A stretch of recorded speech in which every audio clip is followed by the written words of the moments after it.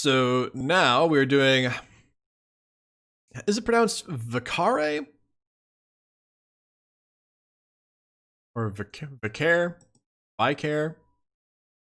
What say you? What say you, Brain Trust? How do you pronounce this troll's name? It's probably best for you to stop trying to predict what's going to happen to you at this point. Everything that's happened so far on this planet has been kind of chaotic. In fact, you're ready for something more familiar. You head back to the site of your abandoned spaceship. Sure, it's smashed beyond repair, but it's like a little slice of home. Just call him Flyboy. That's fair.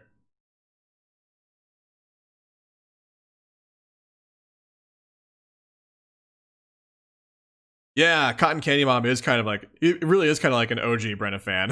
Or a Brenna Maniac, indeed. Maybe at least one or two pieces of it are fixable. You march off in what you think is the right direction. But when you get there, you're not alone. A little guy in a hat and big goggles is standing there, gazing at your spaceship. Maybe assessing it? As you watch, he breaks off a couple of gears and stuffs them in his pocket. I don't know. I actually started streaming back in 2016. Kind of sporadically at first, and then I had a regular schedule for a while, and then I kind of fizzled out of that.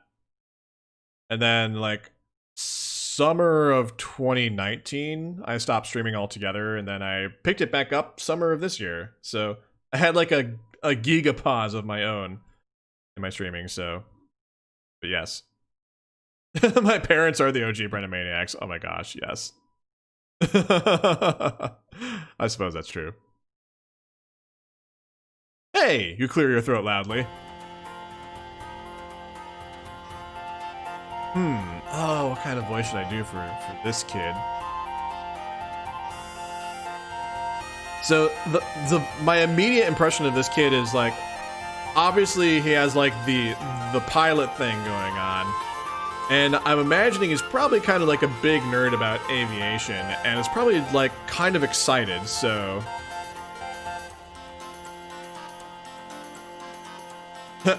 IGOG is like pre-Giga Brempause.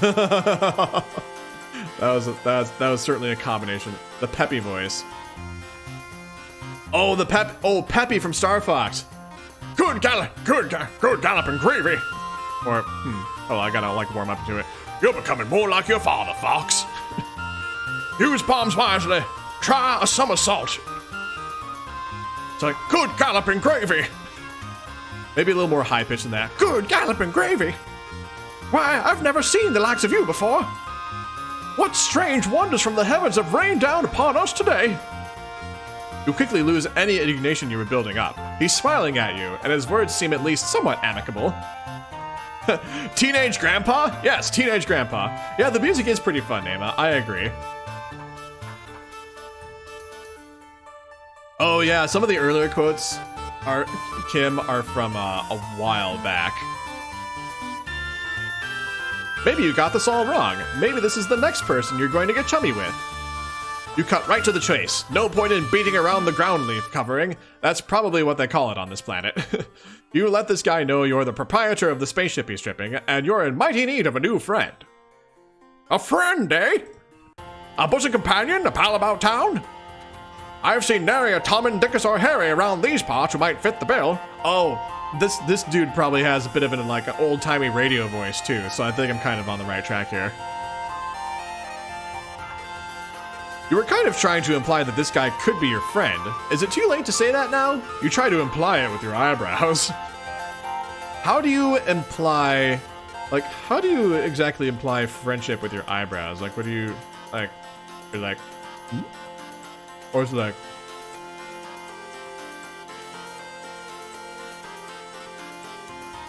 I have no idea what I'm doing. I'm just making faces. Ridiculous faces. Or wiggle the eyebrows.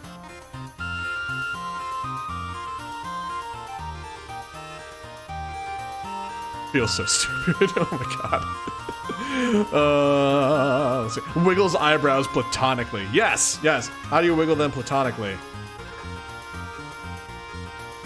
I have no. Hi, everyone. You try to imply it with your eyebrows. As for me, day-to-day matters here on Alternia interest me not, for I care only about hurtling at great speeds through the boundless expanse of the cosmos. That's right, space. Space! It is spaceflight that consumes my every waking thought and all my ardor. As in accordance with my duty as a future Alternian crusader, of course. No oxygen, no wind, a total vacuum. That is the life for me, all right. Flying in space. Space! Above the atmosphere. Not within a realm of gravity's purview. Not within the realm of gravity's purview. Wouldn't have it any other way. Right. You get the feeling you're missing something. This guy seems really defensive about his interest in spaceflight. Like, maybe he's trying to say something totally different? Whatever it is, his internal conflict clearly takes precedence over your issues. Vikare, throw me into the sun, last name.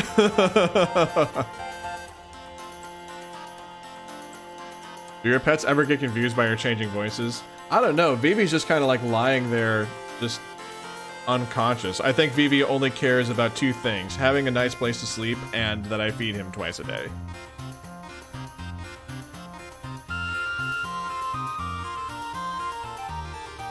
What if I just yell like space again? I wonder if he'll react to it. Hey Vivi, space! Oh my gosh, his ear flicked. I think it's picking up on something. Space! Making his ear flick by doing that. Vivi. Vivi. Hey, buddy. Vivi. Vivi. Space! His ear keeps flicking. I am tormenting the cat. Watch this. Like, I'll go... His ear will flick when I go... Space! Oh no, he's awake now. Oh, no, there it went, there it went, there it went. Oh my goodness. So my girlfriend came in because she heard me going, space! And she was like, what are you doing? Are you tormenting the cat? And I was like, yes, I am. Because Vivi is a jerk and wakes us up in the morning, so I feel it's only fair to wake him up when he's trying to sleep. Kim, thank you for the follow. Thank you for the follow. Thank you for the follow. Yay! Quality Twitch stream. This is everyone's content. Yes, this is the content you're all shelling out the big bucks for. That's right.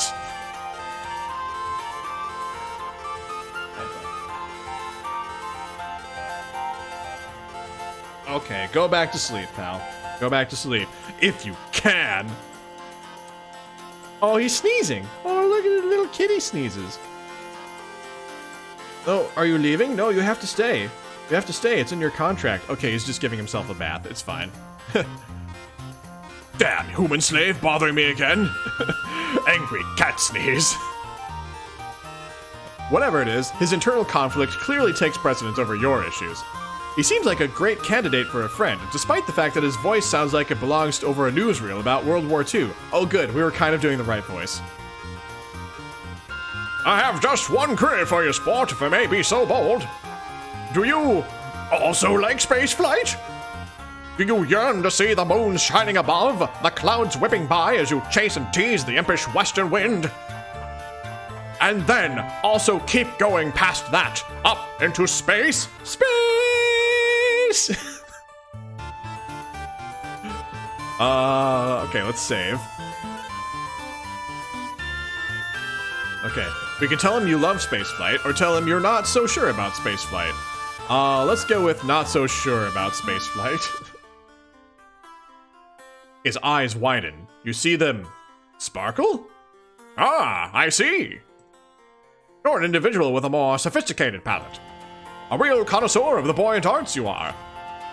Someone like you can never be satisfied with the anemic affair of traveling through the inky blackness of the galaxies. I believe a jaunt to my hive is in order. Let's get a wiggle on. There was a lot going on there, but you understand that he wants you to follow him. Okay, so I believe this is taking us down the correct path, so let's save that path for a moment, and then let's go back to the first decision point. Let's tell him we love spaceflight. Tell him you love spaceflight. Well then, we are in total agreement. Two kindred souls traveling hand in hand into a glorious yet inevitable future of conscripted service in space. Space! He's not doing it anymore. I'll stop doing that. Which is, as I've already made clear, a thing I most definitely and positively desire. So it seems we have nothing more to discuss. Toodaloo! Toodaloo! Oh my gosh, look how confused we are. It's like, yes, I love the same thing you do. Well, I love spaceflight and I know everything about it, so I have nothing to learn from you. Goodbye. He's grown tired of your inane human noises. I'm honestly expecting him to snap the next time you say space. Space!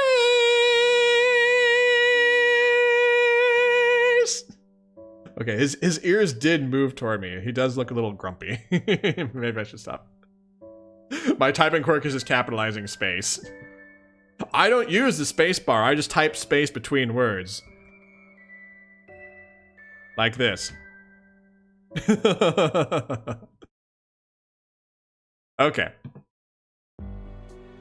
Alright, let's go back to the correct path we were on. The friendly guide takes you to a building where all of the rooms seem to be balanced on a spindly-looking stilts. The hive soars above you, up into the sky. He gestures to a little platform attached to a pulley system, like a rudimentary elevator. It brings you up to a small, dark room.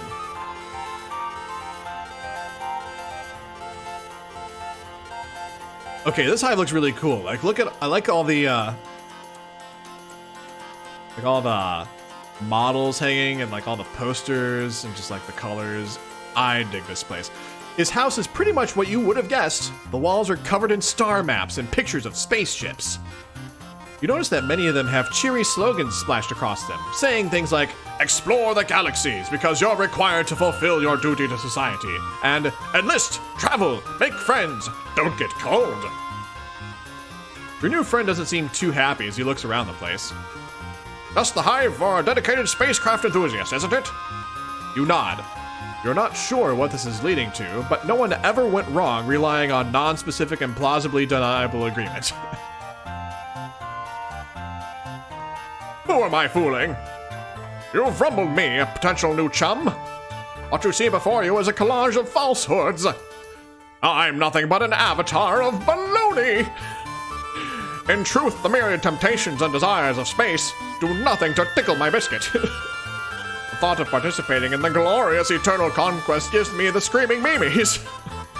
My interest lies in something a little lower down. He reaches up and peels back one of the posters. Behind it is another poster, this one showing a view of clouds in the night sky. Behold, my shame! The truth is, I long to toss and turn within the grasp of Mistress Gravity's sweet fingers. To traverse the sky. Can such a thing be? Imagine flying within the confines of Alternia's very atmosphere. So he basically pretends to want to go to space, but he actually just wants to fly in the sky. Probably because, which I guess makes sense, because I think in their culture, like, everyone gets sent out into space, but nobody gets to stay within the confines of Alternia's sky. Because in troll culture, they're all just sent off into space to, like, conquer worlds, and they never come back to Alternia ever again. Or something like that, so he just wants to stay home and fly in the lower areas. Defying the very conventions of what we all know to be true. Instead of down, up. Instead of falling, soaring. Can you imagine? Can you see it before you? Would you ever dream of the existence of such a flying machine? Okay, let's save here.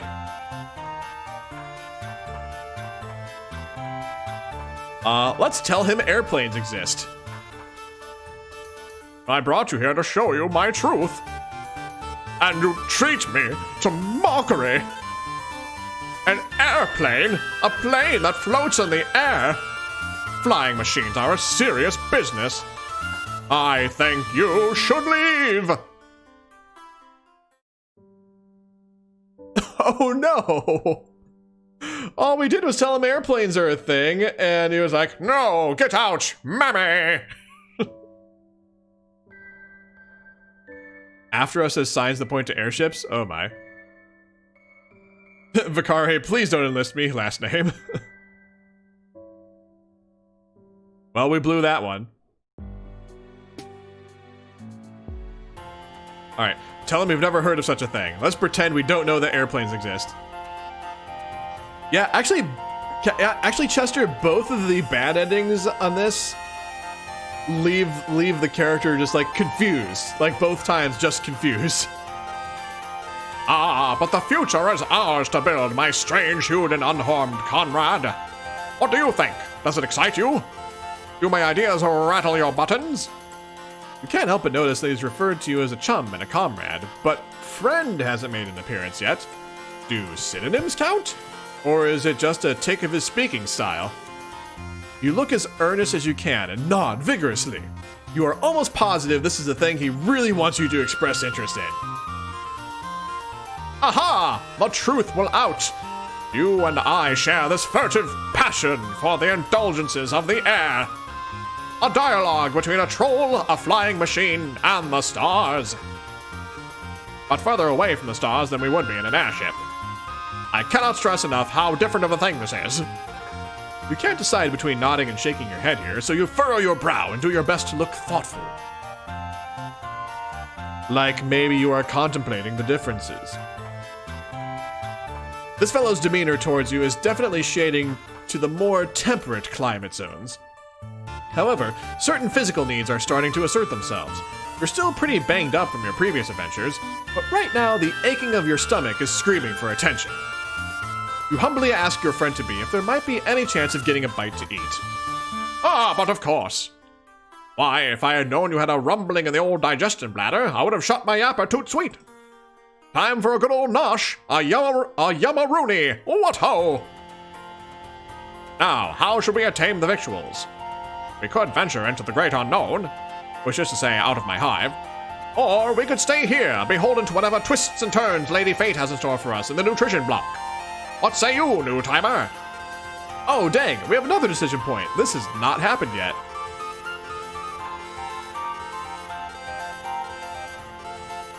We could go out and look for food, or we could stay in the hive. Let's go out and look for food.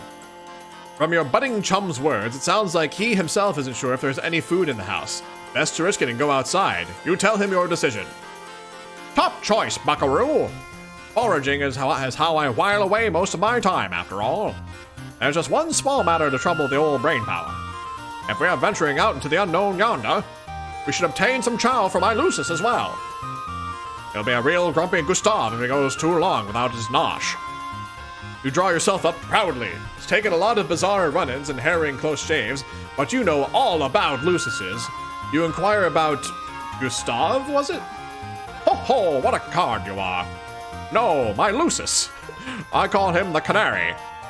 He whips out a photo. It shows a smaller version of himself, his horns nothing but stubs, a far too big pair of aviator goggles slipping off his nose. Oh, that sounds kind of adorable, actually. Speaking of food, I should eat instant ramen or a sandwich. Oh man, I feel like I might want to have a sandwich after stream is over. Or something of that ilk. Standing behind him is a large white fowl, big scraggly wings folded back against its body. You want to say an emu? Whatever it is, it's definitely not a canary.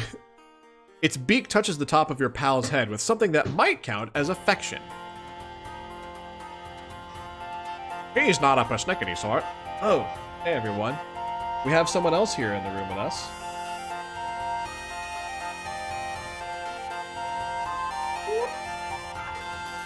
There's Tara, everyone.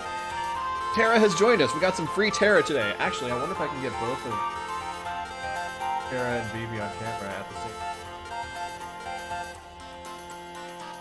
All right, kind of.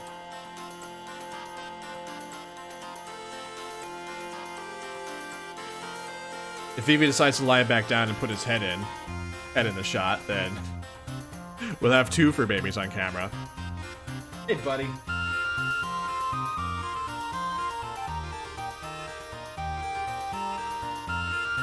Oh, look at Terra Bear. She's just lying down on the floor, just being a dog. Oh, I think Vivi has decided to say goodbye. You heading out, buddy? Gonna go do other cat things? Alright, cool. Sounds good. We got Tara now. Tara's taking over. This is Tara's shift on Pet Cam now.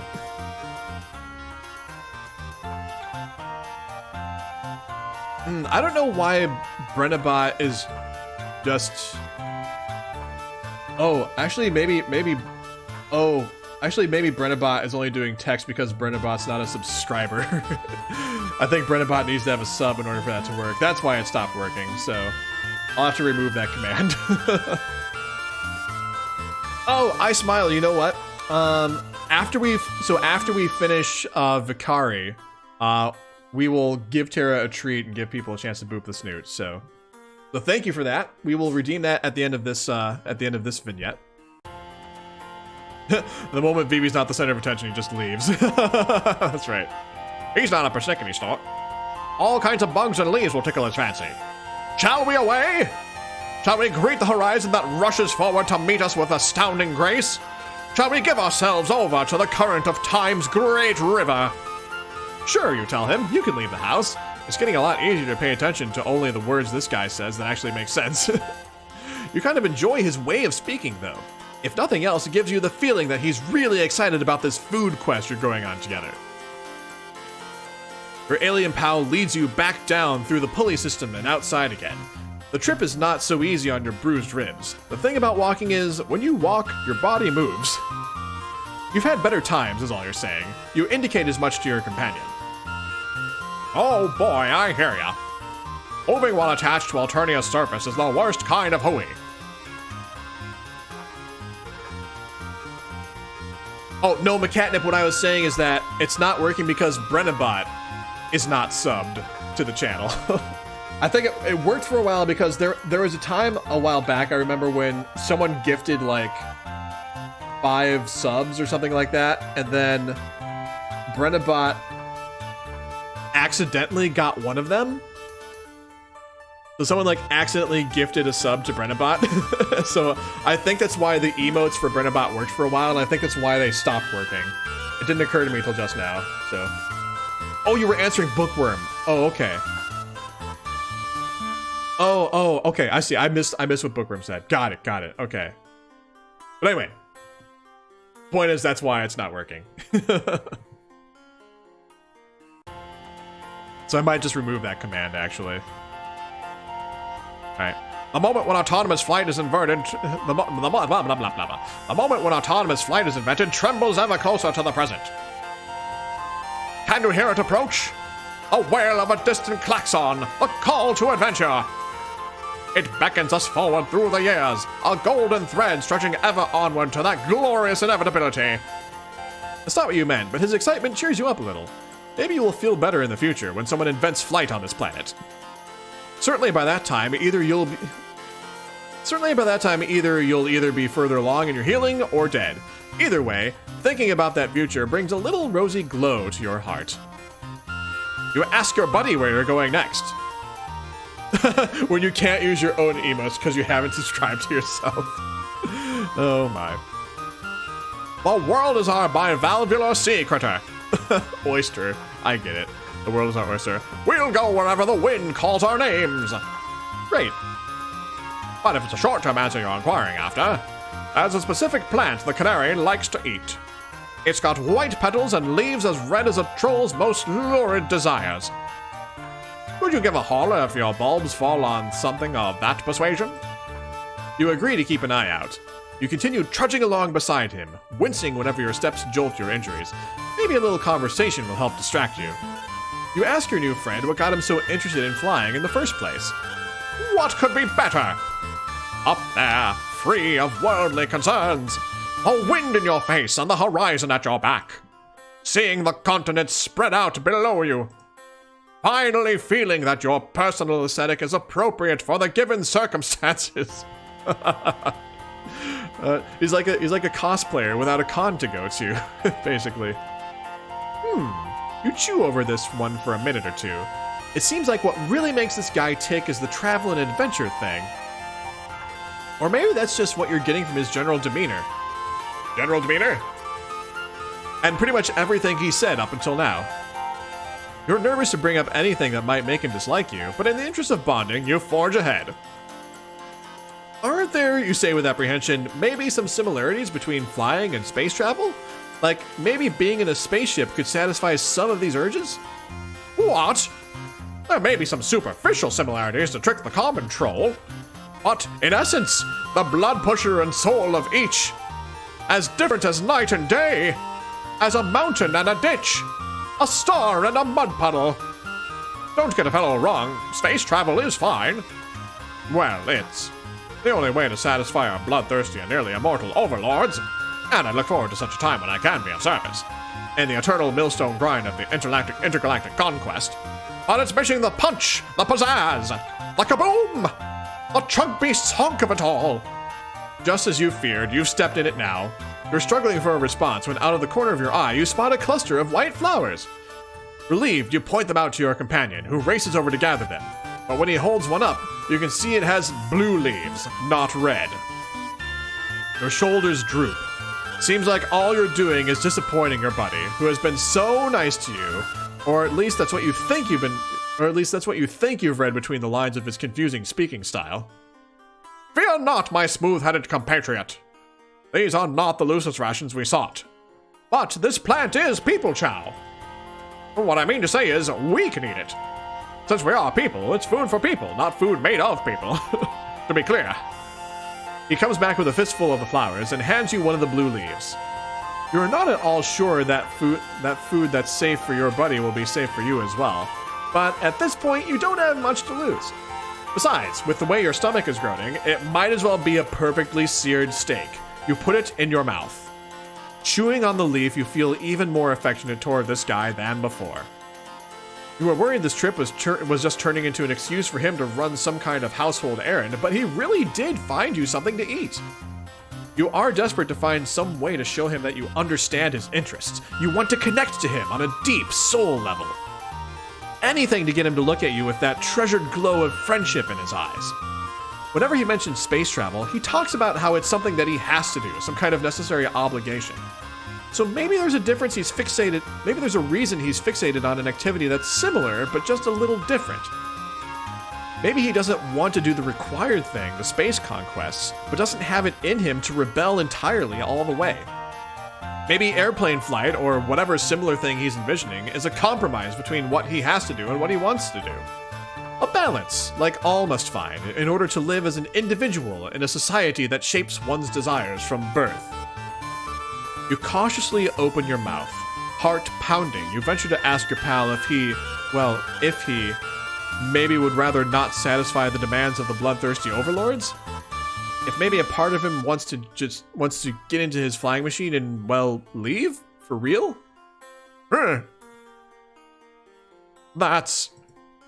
He seems taken. Oh gosh, he's crying. He seems taken aback. Maybe you should never have said it. What a huge mistake! You've probably pushed his friendship out of your reach for good now. Panicking, you point to the side, yelling that you see a big field of white flowers in that direction. Your potential friend leaps into action, seemingly also glad to be given a reason not to answer this question. He races forward in the direction you indicated. In a matter of seconds, there's a yelp and your new acquaintance vanishes. Instantly, you realize your error. You didn't look where you were pointing. Oh shoot, did we send him at some drones? While walking, you unwittingly came close to the edge of a large cliff, which your companion has now disappeared over. Oh no, oh no. You race to the side, your stomach flooding with fear. This is absolutely the opposite of what you wanted. You look down in horror. Your friend now looks approximately how you felt when you first crash landed on this dark planet.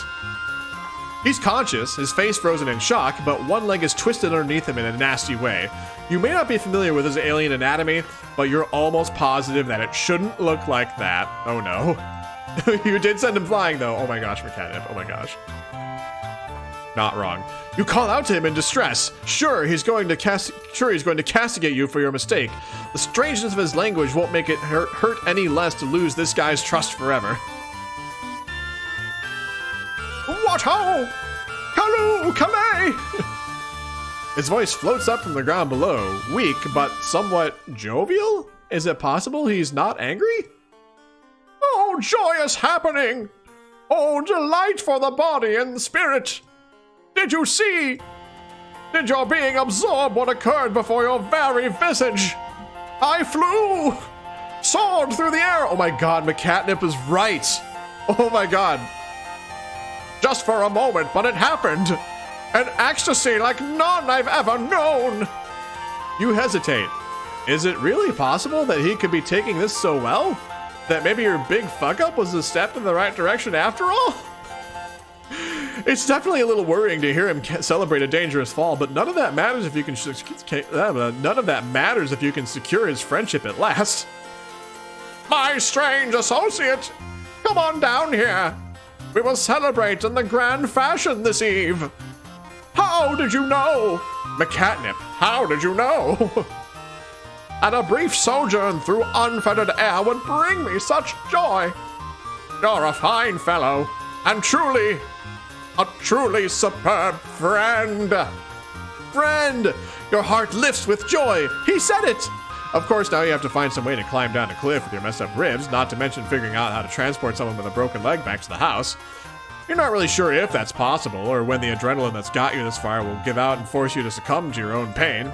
But with a night full of difficulties ahead of you, you couldn't ask for a better balm than knowing you'll face them hand in hand with your friend. Assuming he didn't hurt his hands as well. No matter, you did it! Victory! Yay! We made friends with a friend. We made friends with a friend that we sent flying over a cliff. Also, Tara left in the meantime, so I'm just gonna go ahead and point pet cam at this empty cat bed. This empty cat bed.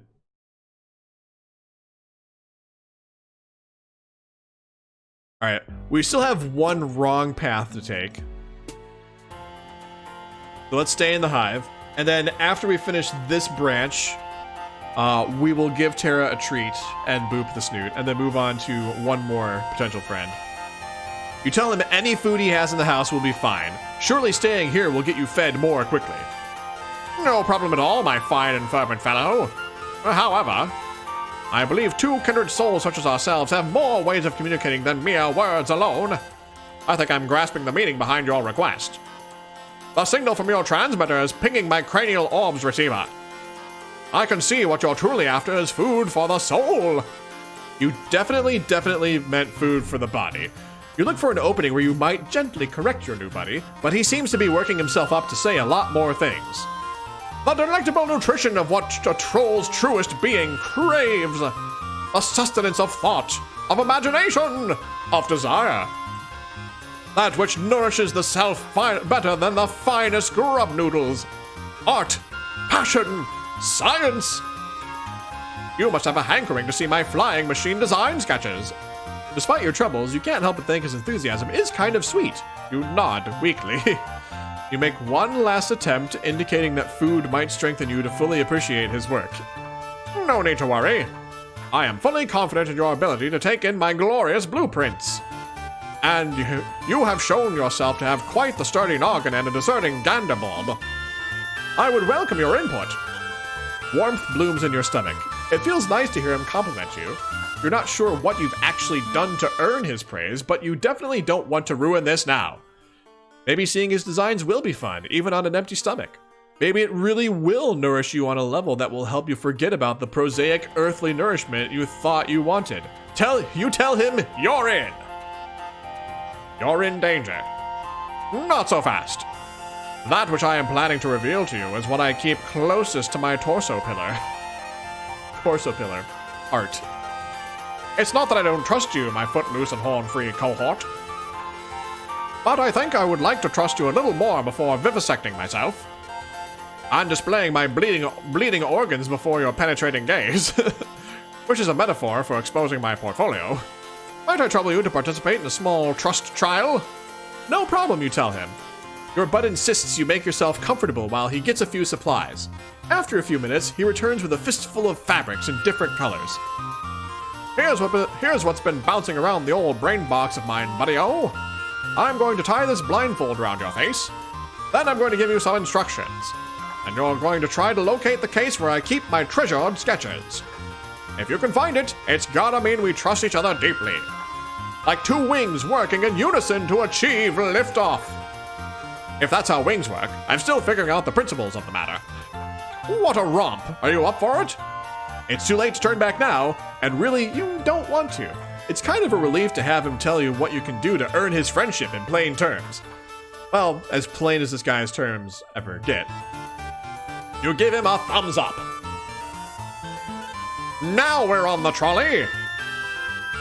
He quickly ties the fabric around your face. The time is upon us. Time for the inaugural flight of our deepening bond. Time to nudge our fledgling companionship out of the nest and see what happens. Your new friend starts to direct you around the room. To the left. No, my left. Oh, sorry. Okay, I meant your left. And now onwards to the glorious future that lies before us. You smile weakly, doing your best to follow his instructions. He sounds happy, so you must be getting somewhere. Almost to the doorway. 3 steps forward if you would be so. Wait! Crash! You stagger backwards from the impact. You'll hear yourself wheeze. The shock has totally knocked your lungs out of commission. Your chest jerks in tiny contractions as you gasp for air. Oh, beans. Ding dang darn it. There's no pain, just an intense pressure focused on the center of your face, right around where you ran into something face first. You pull at the blindfold and you hear footsteps, which probably means your new friend is rushing over to help. He gets the blindfold untied and his face swims into your vision. He looks utterly gobsmacked. Why, I'll be a horn beast scrub food. Everything copacetic, new pal? You put your hand to your face and touch something wet. Sure enough, when you pull your fingers away, they're covered in blood. Your nose isn't gushing or anything, just sending out a couple of rivulets to let you know it's having a bad day. It's not so bad. You tell your acquaintance this, but he doesn't look any less horrified. Shivering stratocumuli! All this time I've been testing you, to see if I could place the tender gift of trust in your declawed little hands. And here you've bestowed upon me the greatest trust of all. Knowledge of your non-standard hematological attributes. I am truly honored, flabbergasted, absolutely pushed to the brink of rationality by such a display of faith. Never mind the trust trial, you deserve to see my sketches. Just wait here. Be back in 2 stinks of a baby Baba Bee sign quarters. You sit down on the floor again, wiping the blood off your face. You are not going to question the stroke of luck you've been shown. Why, if you knew bleeding was the key to his affections all along, you'd have encouraged some blood from the sites of your multiple injuries. But no matter. You sniff the last of the blood back up into your nostrils, tasting metal at the back of your throat. That's right, just bleed in front of everyone. That's the solution. When your almost friend returns, he drops a big stack of papers onto your lap. You page through the designs. The first few are rudimentary, mostly variations on spaceships with little notes like, how do you make it not reach escape velocity? And less jet fuel? Shape can be less aerodynamic? As you keep going, the designs get pretty interesting. One seems to rely on some big rotating sails to achieve lift. Another shows a light frame body attached to 4 jointed wings. You briefly wonder what he plans to make the wings out of before you see the note stating that these are dragon wings. A follow-up scribble states, flapping mechanism? How to soften rigor mortis? Oh my god. But hang on. You take a closer look at the machine's frame. This guy's sketch is pretty detailed. The frame doesn't seem to be made of wood or aluminum as you expected, but smaller individual shapes lashed together with some kind of cord. Maybe it's just a macabre aesthetic, but you think it looks like bones? You look back at the other designs. Now that you look at it, the sails in this one might have a texture that might be leather or similar. The sketches themselves are picked out in a variety of colors, not dissimilar from some of the brand new blood colors you've discovered lately. Oh boy, you've been down this creepy alien road before. Using your lightest, most jocular tone, you question the bone shapes. You soften your words with a big, not freaked out smile. What's that? Oh well, I'm not a construction professional, you know. Gotta make use of what's available. Only cold low-bloods and grubs, of course. Not an ounce of insurrectional spirit in this fellow over here. Fear not, unhorned one. These wacky cultural differences. You just misunderstood. You take refuge in your old standby of nodding and smiling. It's none of your business what body parts this fellow uses or doesn't use to make his Wright brothers transform into fanworks. Friends aren't for judging people's use of corpses as construction materials anyway. You know, when you crash landed on my planet, I had no idea what to think. Vikare, old boy, you've really shot the balls now. That's what I told myself. Telling an alien about your flying dreams? That's ruffled the kitty and no doubt about it. But now that we're here, and you're having a looky-loo at my sketches, I'm thinking it might have been right for us to meet all along. Perhaps the work of the capricious Madam Destiny? Surely he's about to say that you are friends. You can almost taste those sweet friendship-affirming syllables coming from his mouth. You are just seconds away from that coveted F-word. Or are you? Maybe you've misconstrued everything. You look back down at the sketches. Bones in this one, bones in that one. He says these plans call for the bones of aliens like him, at least if you understood him correctly. But they don't really look that different from, well, the bones you're more familiar with. Your own bones. Your bones, which have already gone through a lot today, and maybe seem to be in kind of a harvestable condition, if one was so inclined. Oh no, he's gonna harvest our bones, oh no. You clear your throat. Haha, you say. He's not in the market for these materials right now, is he? Like, right now? The friendly guy doesn't understand your question. You're not going to push it, but you do risk a quick glance at yourself, then back at him, then back at yourself, just to see if he's checking out the stuff, so to speak. When you look back at him, he looks aghast. Oops. Heavens to biscuits. Is that what you think of me? You think I'm the type to start taking people's body parts all higgledy-piggledy? As if there aren't plenty of thoughtlessly discarded rib cages to work with? If that's the type of gent you're looking for in these parts, I'm afraid I'm not the type of aggressive heartthrob you're after. We can't all be the macho, bloodthirsty, romantic hero type. Ready to whip out our organ harvesting tools at a moment's notice. I thought we could be friends, but now I see you're looking for something different. My apologies. I think it's best if you go elsewhere. You want to correct the misunderstanding, but you're not fully sure what the misunderstanding is. This guy doesn't seem to be in any mood for friendship right now. You hang your head. Looks like this was just all a big waste of time. Misunderstood.